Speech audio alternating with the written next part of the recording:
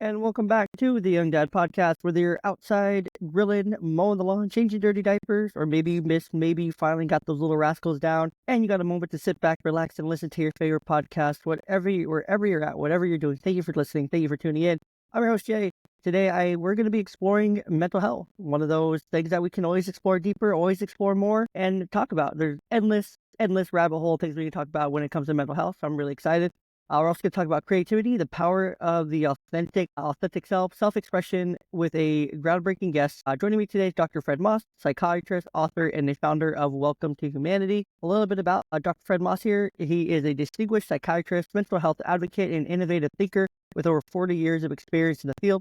As a creator of Welcome to Humanity, like I just mentioned, and the True Voice course, Dr. Fred empowers individuals to discover and create their true self. He's also the author of Creative 8, Healing Through Creativity and Self-Expression, and Find Your True Voice. Dr. Fred has been featured as a featured guest on over 100 other shows, 100 other podcasts. So he's not a first time behind the micer, which is always great. It makes for an easy conversation. He shares his unconventional approach to mental health and his passion for breaking down stigmas, which we're definitely going to jump right into right away. His method focuses on finding balance and peace in midst life's chaos, using creative and effective tools. Dr. Fred deep insights into human connection and his dedication to helping others make him a captivating and valuable guest. And I'm honored to have him. So Fred, welcome to the show. Super excited to have you. And yeah, welcome. Yeah, thank you, Jay. It's great to be here. I look forward to our conversation. Can't wait to just launch in. What's happening? No, we're going to jump right in here. So when I was going through all your stuff, prepping for here, I was like, okay, so I'm a mental health guy. We could talk some mental health guy stuff. So I wanted to dive right in. Stigmas around mental health for men. A lot of men that listen to this podcast, obviously, hence the name. But there's tons of stigmas around men's mental health, a lot. And so I wanted to break down some of those stigmas with you today, and how we can break down some of those, how we can work through some of those. And so, first stigma here is just to not talk about it, not get the help. As men, we don't need that help. Things are changing. Things have changed over time, got a little bit better, but it's still a prevalent issue today. So how can men work through that stigma of oh, you need to be masculine, you can't do that, you don't work through that, you'll be fine? Well, thank you for the question. It's a great question. And everyone, when they think of mental health and they think of the word stigma, when you hear the word stigma just independently being used somewhere, your mind might even jump to mental health. It's like an associated synonym in some ways, this idea of mental health and stigma. Stigma is almost a term of art in the world of mental health. And so let's talk a little bit about it, because what stigma is what other people think of you, right? That's what stigma is. You declare yourself with a condition, you're worried about putting that out there because you're worried about that you may be disrespected or dismissed or disruptive or somehow thrown off the island or something like that, or thought less of. Now, the point is that the person who is declaring themselves with any kind of issues has no control whatsoever about what other people think of them. So how can we ask that person to actually adjust the stigma regarding mental health, since it's actually an outside experience? It's an observer experience. One of the lines that I've heard before is it's not my business what other people think of me. It just isn't. I don't have access to what you think of me or what anyone thinks of me. Now, is stigma an issue? It is in some grounds. And as we open up this conversation this morning, we'll hear other things. For instance, what if we could actually get everyone to believe that there was nothing wrong with them in the first place? Well, now we're not talking stigma anymore. We're actually talking about, here I am. I'm stumbling, I'm bumbling, I'm tumbling through a life that is filled with challenges, obstacles, and hurdles. Just like you are. I no less, no more. Like, I'm a doctor, I'm, a bit older than you, and I live in California, wherever I'm not even quite sure what state you're in. Both on the West Coast, so I can assure that. So things probably aren't too different. I'm in Washington State. I'm in Washington, you're in California. You're not affected by any of the fires or anything going on right now, are you? I'm not directly affected by the fire. Certainly my brethren are affected, and therefore I'm affected. But no, we're not having any flames out our window. We're in Northern California in the foothills of the Sierra Nevada, so not in the fire. So, yeah. So, getting back to the topic, the real question is, that I think is really here is, people are embarrassed, people are ashamed, and they feel self-conscious when they feel like there's something wrong with them that's going to get them in trouble. Like, I have a pimple, or I have a dirty car, or I have a child who's screaming. And all of those things, there are sort of called stigmas with that, right? If you have a car that isn't clean, a child who is, who's yelling in the market or something, there's a stigma associated with that. But all of this is really getting like, what if there's nothing wrong with you? That's really at the essence of what Welcome to Humanity is really about. We don't blame a log for burning in the fire, right? Because that's what logs do. If you put a log in a fire, it burns. And we're putting us into a world that is nearly, if not entirely, impossible to negotiate and navigate. That's what's happening every day to all of us. So the idea that I'm having trouble navigating is not something to be embarrassed about or to be ashamed about or to be, self-conscious about necessarily. There are people out there who are pretending not to have trouble in this world, like somehow have their act together in this crazy world and be able to actually stay intentional, stay focused, stay attentional. And the idea that we go through periods of times where we're not as intentional, focused, attentional, that we're having troubles actually navigating and negotiating this life is not anything to be embarrassed about. In fact, it's closer to the truth than anyone who thinks that they actually have it together. So congratulations if you're having trouble in this world. I really do mean that. Like, thank you for stepping up and owning the fact that this is nearly, if not totally impossible to negotiate the world that we've been served up at our present time. Absolutely. So what's the question here? I have it right here on the tip of my tongue. Just trying to put it into words. Why do so many people feel like there's something wrong with them? Why is that such Great a thing? Like everyone wants to run to Dr. Google and be like, okay, what's wrong with me?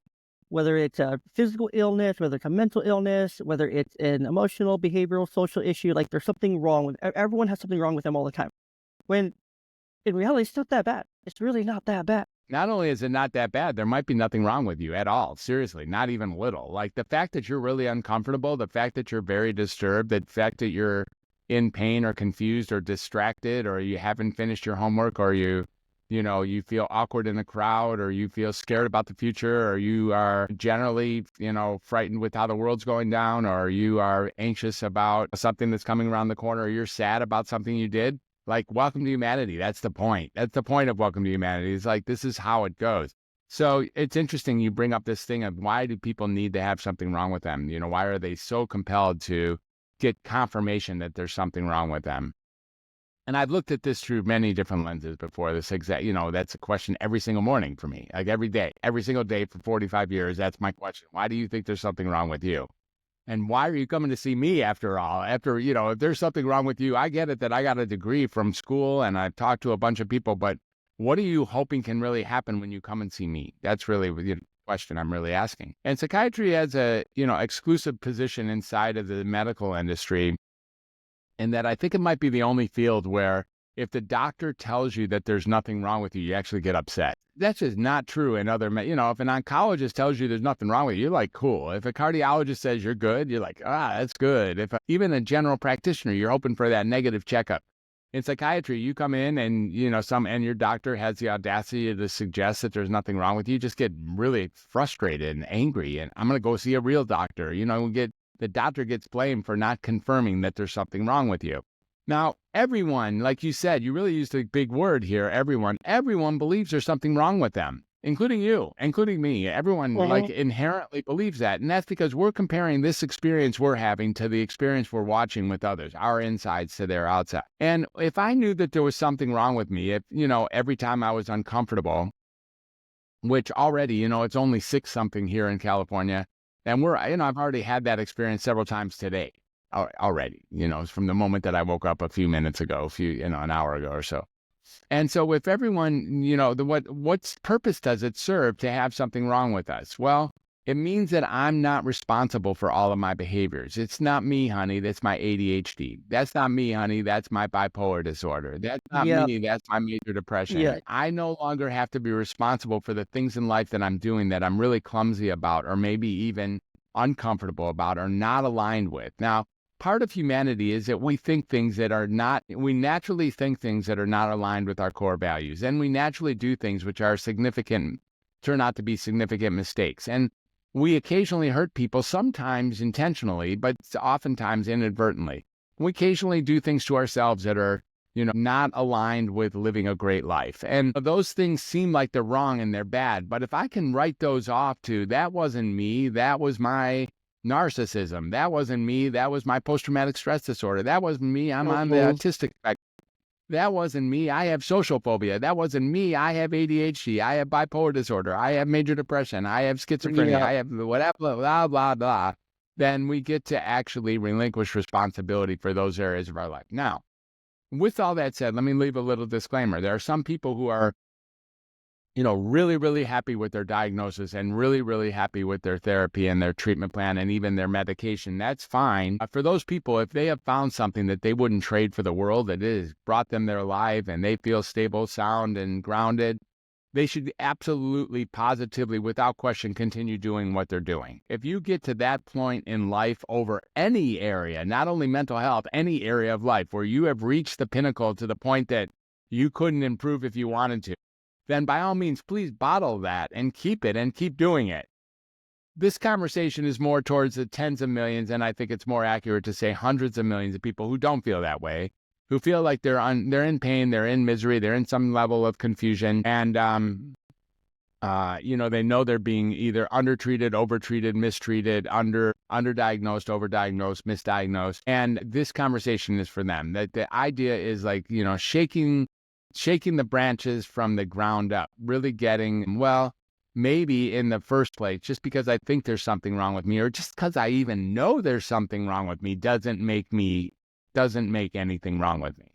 Yeah, no, I hear that. And I think I know you're hitting the nail right on the head there for a couple of reasons. One, people don't like to take responsibility for their actions. They don't like to take responsibility for their behaviors. They don't want to really change their behavior either. They just want a means of justification, like you're saying. Like, right, oh, I can blame that on this, or I can chalk that up to that, or I can chalk that up to that, so I kind of have a reason to act a little bit shittier kind of thing. It's like people who blame their behaviors on a horoscope kind of thing. Because I'm this, I do these things, or just because I'm an Aries, I'm a little more aggressive, or because I'm a Cancer, I cry more, or whatever, right? Or I'm this way because of this thing. And just like you're saying here, it's like, oh, I lose things because I have ADHD. It's like, yes, that can be a thing, but I also have ADHD, and I learned that I will lose things if I don't put them in certain spots. So now what I did to help with that was, I have a bowl by the door, and when I come home, I put all the things I need from my pockets into that bowl so I don't lose anything. What goes in the bowl stays in the bowl. When it comes out of the bowl, it goes back in the bowl when I'm done with it, kind of thing, right? But people, they don't want to do that part of it, right? They get to I have this thing, I have this issue, it's related to this, so now I have a justification. So if I lose stuff, oh, well, I can just say I lost it because I have ADHD, or, oops, oh, well, I did this because I'm a narcissist. Oops, oh, well, I did this because of this kind of thing. And it's not a justification to the mean. It's not a means of justification. It's an opportunity for you to, work on the behaviors and the patterns, right? A lot of it is those patterns. A lot of it's recognizing those patterns and whatnot. If we can work through the habits and patterns that we have in our daily life, there may not be as many things wrong with us. You know what I'm saying? If we can work through the physiological, like if we can adjust maybe what we're eating, what we're intaking, what we're putting in, then just maybe what's coming out may be a little bit more, stable. Maybe we won't need all the things we think we need. So that's just a point there. But then also for kids, and specifically teenagers, like middle school, high school, I'm not sure how much you work with this age group. I work with it a lot in my line of work. But in general, it's like they're competing. They're competing for who has the most wrong with them, who has the most diagnosis, who has the most issue, who has the most trauma. And they loosely throw around the words of trauma and PTSD and ADHD. They throw around these diagnoses that they learn from TikTok or whatever. And they're like, oh yeah, I have that. I watched TikTok yesterday. I definitely have that thing. So why is it's not a competition? You know what I'm saying? Yeah, I do. They're really the buzzwords, the alphabet soup buzzwords that are out there that you've already used, like I heard you say I have ADHD. I don't know anybody who doesn't have ADHD. You show me somebody who doesn't have ADHD. And, the truth is, And the problem with ADHD is that nobody knows what they're talking about when they say they have it. They just think, oh yeah, I got it because I have trouble. I'm just easily distracted. I don't complete my tasks on time. I can't keep myself organized. I'm, want to move instead of sit still. And whatever those things are. And then we say, I have ADHD, and we actually own that as if it's so, when it is not so, as it turns. Yeah, it's just a set of words. Yeah, you just have a couple things that you just need some different skills, right? You just don't have the tools in the toolbox. And yeah, the fact that you don't know where your keys are after you come home and you put them in a bowl is no sign whatsoever of ADHD. You know what it's a sign of? It's a sign of being a human. Yeah, that's it. 100%. That's it. So it's okay. You don't have a deficiency. ADHD are attention deficit deficiency disorder. Both these are deficiency and deficit. Disorder and deficit. What I really want you to get is it's possible you don't have a deficit or a disorder. Like it's just called humanity. Now, what they end up doing, especially like with ADHD, is, it's kind of like a diagnosis of the month these days. People like having it. It's one of the only ones that people wear as a badge. That's far from a stigma, by the way. It's a positive stigma to have ADHD. These days, it's like, yo, that's just my ADHD acting up. You have no problem. People have no problem barking out that they have it. Yeah, no, you're right. It's like a badge of honor. It's like, it's a badge of honor. If you don't have it, then you don't fit in, kind of thing. And then you don't fit in, exactly. You don't have it either. It's kind of, again, it goes back to one of those things. And I'm not sure if you're a doctor that like prescribes or whatnot. You can have your doctorate degree and do different things with it and whatnot in psychiatry. So I'm not sure if you're a kind of doctor that prescribes meds or not. But it can go back. Like ADHD, I agree, it's like a badge of honor. It's very much overdiagnosed. A lot of things are very over self-diagnosed. That's an issue in itself. But again, if a psychiatrist, maybe not yourself, but others are in the field and they're working and they're like, okay, well, to get the insurance money, I need to prescribe a pill. It all goes back to the pharmacy benefit managers controlling the insurances and controlling the doctors and controlling the industry. And if you can't push a pill, then we don't want to provide care for this person, kind of thing. And it's the whole thing. So that's unrelated. That's a totally different podcast. Something I've talked about plenty of times in the past and recently with this episode. So yeah, anyways. Yeah. So, as a psychiatrist, I've been a psychiatrist for 36 years. I've prescribed over 100,000 prescriptions in my life, and I'm not aligned with prescribing. That's true. I don't really appreciate it. When people come in, I'd rather let them know that there's nothing wrong with them. I'd rather, my favorite or my, target population are the people who are thinking about whether or not they should go on medicine. The people who have already come on medicine, who want to come off medicine, it's a little bit more difficult. Why? Because they think there's something wrong with them. They have been convinced at least one time that there's something wrong with them. So if I am able to be successful in letting them see that the medicines are often inducing or causing or increasing or perpetuating the symptoms they're marketed to treat, when I can let people know that that's how the medicines are designed, that in fact, they give you a sense of some relief for in the short term, but are actually making your condition worse day by day by day. Like when I can get people to that point, if they still think that they have a condition when I'm done with that conversation, they're only going to want to know, what else can I put in my mouth to deal with the fact that I have trouble with my keys in the morning? It's like, maybe you don't have to put anything in your mouth to deal with the fact that you have trouble with your keys in the morning. Maybe you just have to, actually come up with a new strategy or come up with a new set of routines. Mm-hmm. And that there's no sign, like you talked about stable, as if stable is normal and unstable is abnormal. I haven't noticed that.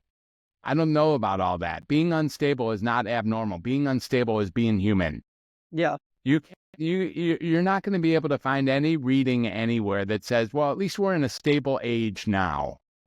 If we go all the way back to, to Marcus Aurelius, or even all the way back to the Torah or the Bible, or you go to I Ching or Tai Chi and the Tai Chi Ching, or you go to Bhagavad Gita or any of the historical writings, everyone's always been living in a very difficult time. Everyone always has been living in a difficult time. There's never been a time that was declared out loud as not being a difficult time. So when we really get that this has really been a difficult time forever, and we think every group always thinks that they're living the most difficult time too. That's the other thing. If you look at, everyone's like, oh, these are the most difficult times. And we say that about today too. We feel pretty assured that, oh no, these are going so fast. There's so much going on in technology age, and I can't keep it straight.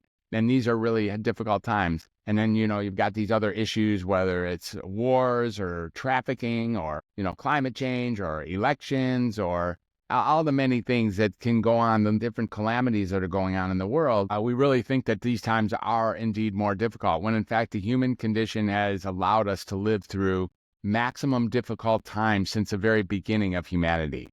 Now, when it comes to medicine, what if we look at the medicines really openly? Yes, these medicines, they tend to, excuse me. You're fine. I'm so sorry. You're fine. I'll fill in here.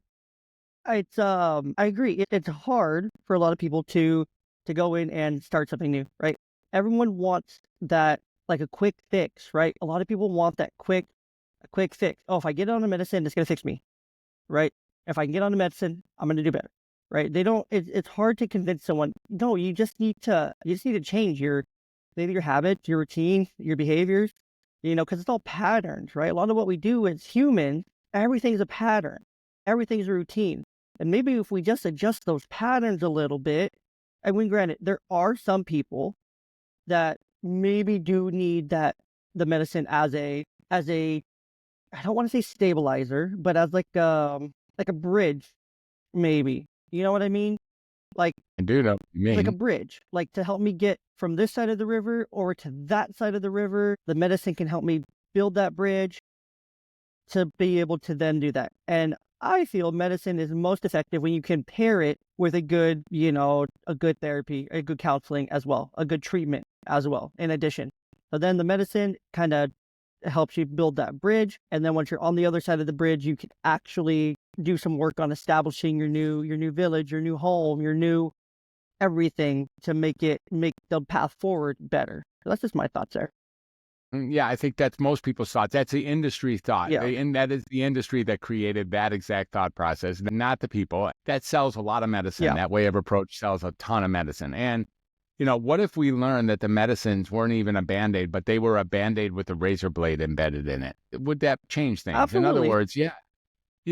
That's what's here, is that it is like a Band-Aid, but it does have a razor blade in it. And it's a quiet razor blade, as razor blades would be. And, you can get that if you take a medicine and it actually does induce or increase or perpetuate or, in fact, actually cause the symptoms it's marketed to treat, so that you think so that the person who's taking the medicine thinks that any worsening symptoms are them actually coming forth, and any kind of cure or we'll call it stabilizing that takes place because of the medicine are being caused by the medicine. Worsening is me, better is the meds. Worsening is me, better is the meds. We think that. What if that isn't true at all? What if it's the opposite, in fact? What if, in fact, these medicines are doing what they're actually designed to do, which is increasing the symptoms it's marketed to treat? You see, that is a terrific business model. Yeah. That's the whole pharmaceutical industry. Not to find a better business model anywhere. No, that's the whole pharmaceutical industry in itself. That's all of capitalism in itself. That's all things in. I mean, that's what we do. We create products so people will buy our products after the one that they buy actually wears out or whatever. And that happens all the time inside of the pharmaceutical industry, which isn't a bad industry, by the way. You don't blame the industry. In other words, I don't blame rat poison for killing rats. It's like, that's what rats do. That's what rat poison does. Yeah, I hear that. So that when we look at the pharmacy, our choice to use pharmacies, we relinquish our choice by saying something like, I went to a doctor and they told me I needed to take medicine, and now I'm going to be a good patient and take it, as if I no longer am at cause of putting that pill in my mouth every morning. Yes, I am. 100%. You still have a choice. You still have a choice. I'm the one who has to do it. Yeah, it's a choice. It's choice theory. I'm sure you're familiar with choice theory. Is that everything we do in life is a choice. Like, we have a choice right now to continue this conversation. We have a choice to say what we're going to say next or not say it, kind of thing. We have a choice to keep our thoughts together or just kind of get really loose with it. And whatever, like, we have choices, right? I have a choice to drink coffee right this second while I'm trying to talk and get my thought across, or not.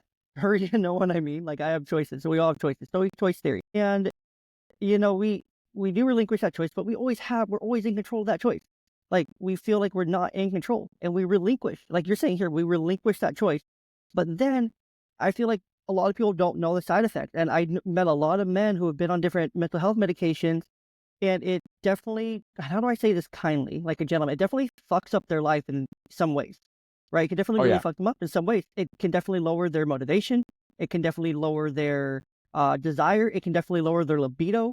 It can definitely, which can then cause issues. Like if it lowers your testosterone, lowers your libido, or lowers, different areas. So maybe you're not working out as much and now you start to gain weight. Or now you are a little bit more tired and you're just doing things to sustain energy, more energy drinks, more coffee, more things like that. That can also have a negative effect.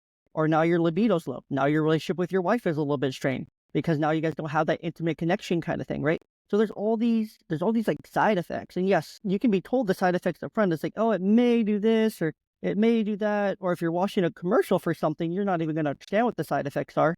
But then what are the actual side effects of those side effects, right? Where does that side effect lead to? If you're lazy and lethargic more, that's going to lead to gaining weight. If you're gaining weight, that's going to lead to lower self-confidence. And then you have lower self-esteem. Now you're feeling depressed. And guess where you're right back to? Right back to Dr. Fred saying, hey, I'm feeling really depressed now. Kind of thing. Not you, another, like maybe more, less experienced psychiatrist. Oh, you're feeling depressed? Okay, here's this. Or let me up your dose. Or let me give you this now. And now we have the loop then starts again, kind of thing. Yeah, certainly that's the case. There is a cycle that's already predetermined that has you, doctors aren't trained to take you off medicine once you start getting worse. See, if I give you medicine and you get worse, I'm going to assume the medicine didn't help. And I'm just going to do one of three things. I'm going to add medicine, I'm going to change your medicine, or I'm going to increase your medicine. You don't hear me saying one of those things is I'm going to eliminate your medicine. No, I'm not. There's an unspoken agreement that never gets withheld or never gets upheld. And that is the agreement that if this doesn't work, we'll just stop and try something new. That isn't really true. We will continue on medicine. We will just stop this medicine and try a different medicine. Once we enter the realm of medicine, we're essentially signing a contract to stay in that realm until the doctor believes that they have gone through every single option and that somehow you're worse with medicine, as if that day is ever going to happen. That day does not happen. We have an infinite number of choices to switch to off-label, to increase the dose, to add a particular medicine, to change to another medicine in the same class. And, the medicines you talk about side effects, they're not side effects, they're effects. Yeah, okay. Like the side effects assume that there's a positive value to this thing and that everything else is kind of peripheral. No, this is what these things do. Let's take a look. Let's take a look at a metaphor I like to use, and we'll call it the mosquito bite on the elbow metaphor. That's so let's worst, say Dr. Fred, the worst place to get a mosquito bite. That's the worst place to get a mosquito bite. I understand. So here we go. You'll appreciate that. You're like, Dr. Fred, I heard you talking about a mosquito bite on the elbow, and I need some help with that. Do you know anybody who can help? And I'm like, yeah, I got somebody. They're out there in Seattle. And you just let them know that I sent you, and you can go see this doctor. He's like the best. He's got 100% cure rate with respect to mosquito bites on elbows. And like, okay, let's do it. So we set you on an appointment later in the week. You show up at his office. He shows up at the door. Got a white coat, and he's got a stethoscope wrapped around his neck, and he's got a little pocket book rolling out of his embroidered white jacket. And he's got a white office that's all sterile, and he's got a receptionist with a window, and he's got his all his diplomas up on the wall. And you're like, Dr. Fred sent me here because I have a mosquito bite on my elbow. He's like, oh, let's take a look. And he brings you back in the office, takes out his magnifying glass, as you open up your shirt and takes a look at your elbow, and it's like, oh, wow, you have a mosquito bite on your elbow. And you're like, I know, that's why I'm here. Tell me something I don't know. And he's like, well, yeah, well, you've come to the right place. I do have 100% cure rate. And you're like, okay, let's do it. I love that. Thank you. Thank you for studying this so hard over the years and learning how to get rid of mosquito bites on elbows. He goes, yeah, my pleasure. Listen, it's only going to hurt for a moment. And, doctors say that sometimes, and you're like, okay, let's do it. I'm in. And he takes out a saw and cuts off your arm at the shoulder. And he says, come back in 2 weeks. We'll take a look. And you leave. You're like, okay, thank you, doctor. And you come back in 2 weeks, and he looks for that mosquito bite on your elbow, and there's no mosquito bite on your elbow anymore. 100% cure rate. And if we stay myopic enough, if all we're looking for is that mosquito bite on the elbow, we won't notice that we lost a flipping arm. And that's what you're talking about with your homies there. that it screws up their life, and they think that's a side effect. It would be stupid to call a side effect of this treatment, I lost my arm, as a side effect. It wasn't a side effect, it was the effect. We took away your ability to have a mosquito bite on an elbow by taking away your elbow. That's the way antidepressants, antipsychotics, anti-anxiety, and anti-mood stabilizers or regular mood stabilizers, these medicines often take away so much, and that all they're really taking away is your ability to feel that class of emotion. So it dampens your capacity to deal with the world. And therefore, you can't find depression anymore because you can't see anything extreme anymore. Very similar to what happens when we amputate an arm going after a mosquito bite for the elbow. Yeah, it seems a bit extreme to take that route. Okay, you can call it extreme. I've only seen it 40,000 times. I mean, that is what psychiatry does. No, I mean the elbow thing. I mean the shoulder at the elbow. That's extreme. Yeah, the actual action but I get it. I get what you're saying. But it is how the industry is built. The industry is built to give you the idea that these medicines go after something called depression. No, they don't. They go after something called ability to feel emotions. So why is it built like that? What's the point then? What's the point? Why isn't the point to actually help people better? Why isn't the point to actually help men? And we'll focus on men here for the sake of the conversation. Why is the point not to help men and women and children to actually get better instead of to zombify them, to suppress them, to make them numb, right? Versus to actually help them. That's the point, is to actually help them.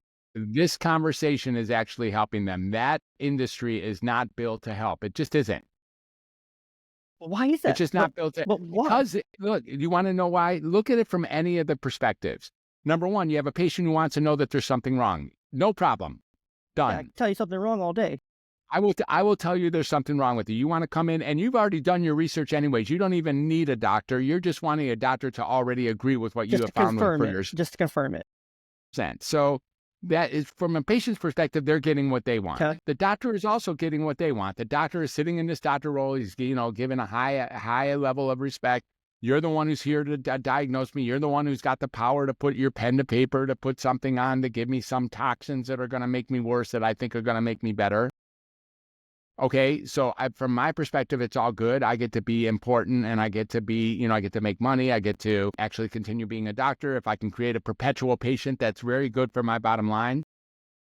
And if you talk about anything from like an insurance company or from hospitals or from, which none of this is evil. I really want you to get that. These are just people doing their jobs. They're people like me and you doing their jobs. Yeah. And from within their own domain, they're doing what they think is right to help people. Mm-hmm. Everyone believes that they're helping people.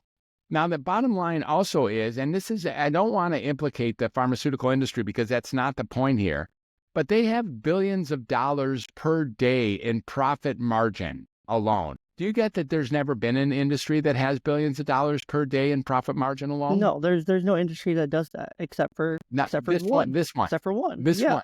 Truly. So when you have an industry that's scoring those kind of profits, that's a terrific business model. That's an amazing business model. What's happening is that you're coming to a demolition to actually ask someone to fix your car. You got to go to the right shop if you want your car fixed. If you want to go to a scrap metal shop and ask them to fix your car, they'll have your car fixed in a moment. It'll be turned into scrap metal. Yeah. But they won't fix your carburetor. They won't they won't adjust your belts or anything like that.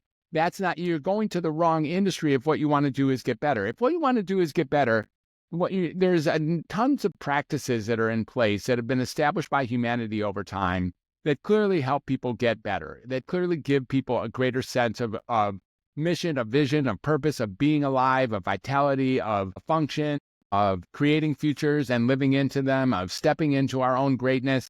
Those things can happen with exercises and tools and practices that we can talk about. Those practices might include gratitude. They might include meditation, nutrition, hydration, sleep hygiene. They might include breathing exercises. They might include creativity. They might include spirituality or being of service or getting out in nature or taking care of your pets. Or, they might include loving another person and making sure you're authentic and listening from curiosity. they might include some things that actually no doubt do improve life. Like those are things you want to really improve your life. Try all of those that I just listed. And if your life doesn't improve, I'll give you your money back. But your life will improve for sure. Those are automatics. That's how to get. Now, if you go to a doctor and you go to a hospital and you say something's wrong with me, it's just the same as going to, a demolition to get your car repaired. That's not what we're here to do. And what we're here to do is pretend that look. I think McDonald's has something that says we're loving it, right? Or I'm loving it or something. And they're sold billions and billions and billions of burgers and whatever meals they sell.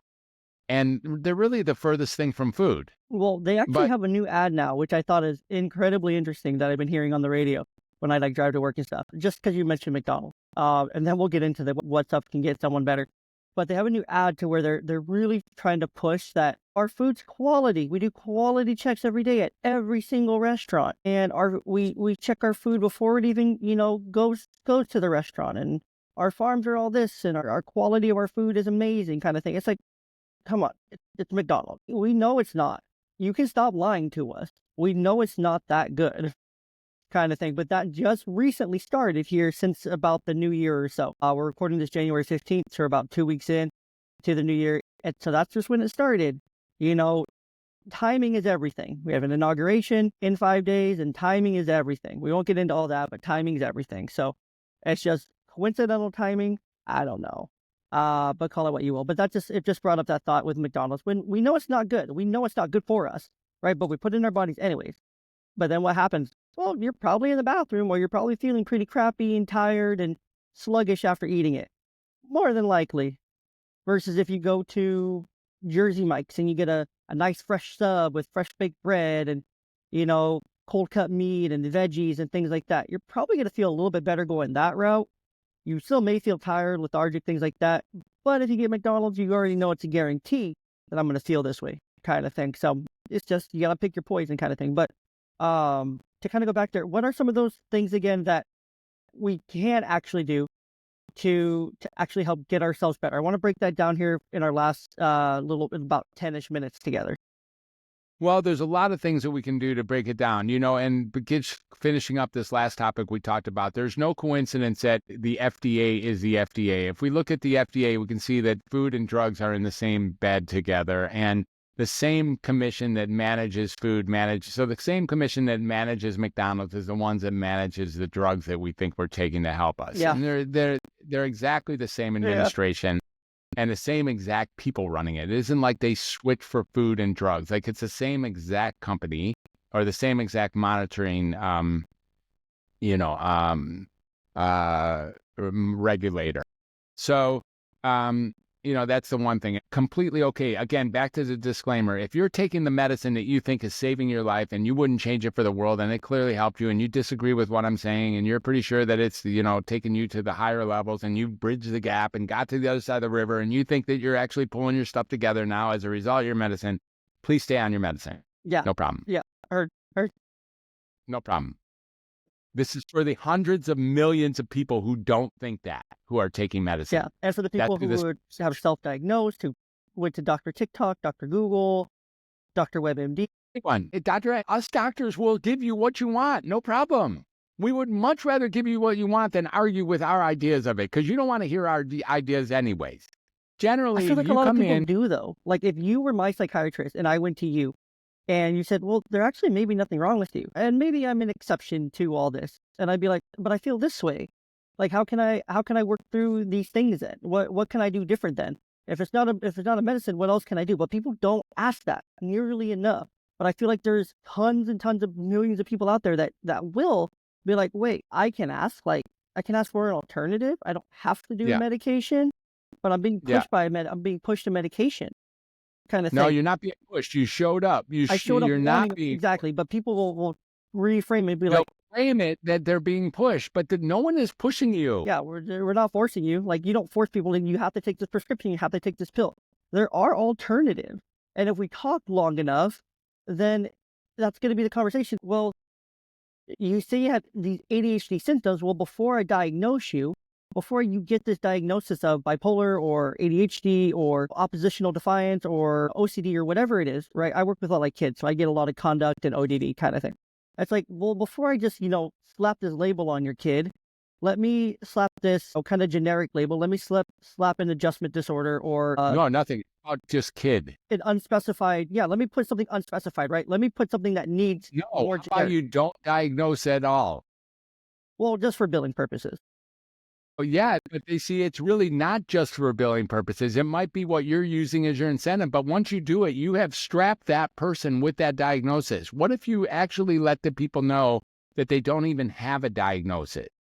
No, that's a good point. That's a good point because I have run into that myself, right? I'm sure other providers have as well, where it's like I need something to bill for, but they're not really meeting. I did all these assessments and the criteria here, none of it really lines up there, kind of thing, which happened, right? It But happened. even the criteria is nebulous. It's not like so what if you just really got that there was no such thing as an inherent diagnosis other than the diagnosis of being exactly, you have a diagnosis. You want to know what your diagnosis is? I already know because I've been with you for an hour. You know under this? Go ahead. Your diagnosis is you're Jey Young. That's your diagnosis. Nailed it. Cool is Yeah, that? it's that simple, right? And no, that's what I was getting at, right? It can be that simple to where I just need to change some patterns. I need to maybe I need to adjust my diet. Maybe I need to go to sleep earlier. Maybe I need to change the setting of the room I sleep in. Jey, maybe you don't need to do anything. Maybe you can choose to either continue doing what you're doing or not continue doing what. Maybe you don't need anything. This world of need is really important. Like maybe you don't need anything. Maybe this is what life looks like when it's working, just like this. Maybe. I don't know. I think you got a good point there. Yeah, It's I didn't not make me. it up. I can choose. You're right. That's a better way to frame it. That's a much better way to think about it here. I can choose to keep living the same way, doing the same things, but I know those bring me, maybe my back hurts. Okay. Am I choosing to work out? Am I choosing to strength train? Am I choosing to eat right? Right. Exactly. So it goes back to choices. It goes back to choice theory, which I'm a big I'm a big proponent of choice theory. It's about the choices you make, the behavior, the patterns and habits that you have. And if you choose to choose those, you can feel better in a lot of ways. Right? You can heal a lot of things that way that maybe weren't as bad as you thought they were, and you just needed a very small tweaking, and you just needed someone, not yourself, not someone close to you, to point it out, to just tweak it just a little bit, and maybe that just shoots you up towards the moon, right? Yeah, it's entirely possible to feel better by taking on some tools and the age-old tools and practices that we've already talked about. And by the way, I work with kids as well. I just crossed over 45 years on January 5th. I started as a child care worker on January 5th, 1980. And I was a child care worker for 9 years before I eventually became a doctor. And so, yeah, I've seen a lot of children, a lot of adolescents, and, from IOPs to PHPs and inpatients and outpatients and many other different settings, orphanages and, homeless shelters and state hospitals and all the many places. Anyways, Very cool. What are some of the practices? So I've listed some of them. Gratitude is a really great practice. It's not a small thing. Waking up in the morning, putting your hand on your heart and listening out loud, whispering 10 things that you can be grateful for is a great way to start the day. I've certainly started my day like that today. Even with my wife sitting next to me, she's always the first thing I say. She knows when I'm waking up. And Well, if she's sitting next to you, you gotta make sure if she's sitting next to you. Yeah, if someone's sleeping next to you, the recommendation is that you mention them first. should mention that person. mention them first, because then you're covered. Wake them up. You should name them. Yeah, you're covered at that. And that after gratitude, I like to go out and take a look at the morning sky. I actually go out onto my porch and take a peek at how infinite the world is. And the world is not going on inside of my head, and it's not going on inside of these four walls. It's actually going on in the world, like actually noticing how vast and real the world is. And then meditation. Meditation, a 20-minute meditation once or twice a day has been shown. There's never been a culture that did not respect meditation. Meditation has been here forever, and all the dynasties and all the, all successful and unsuccessful cultures have always taken advantage of the power of just sitting still and silent. So sitting still and silent with or without a mantra can be very, very useful in getting us grounded and getting us to see that we are not our thoughts, we are not our feelings, we are not our emotions, we're not our physical sensation, we're not our memories, we're not our regrets, our resentments, our worries, our dreams, our wishes. We're not all of those things. We have those things, but we're not those things. We don't have to jump on becoming those things. We can actually just experience ourselves as being like a movie screen with a movie passing in front of us. And there's an us here that we can centralize in the world of meditation. So meditation is highly recommended. Another thing that, really is very important is, what do we put into our mouth every day? And, do we drink enough water? I suggest, drinking half your body weight in ounces of water. So if you weigh 200, 100 ounces. If you weigh 180, 90 ounces of water.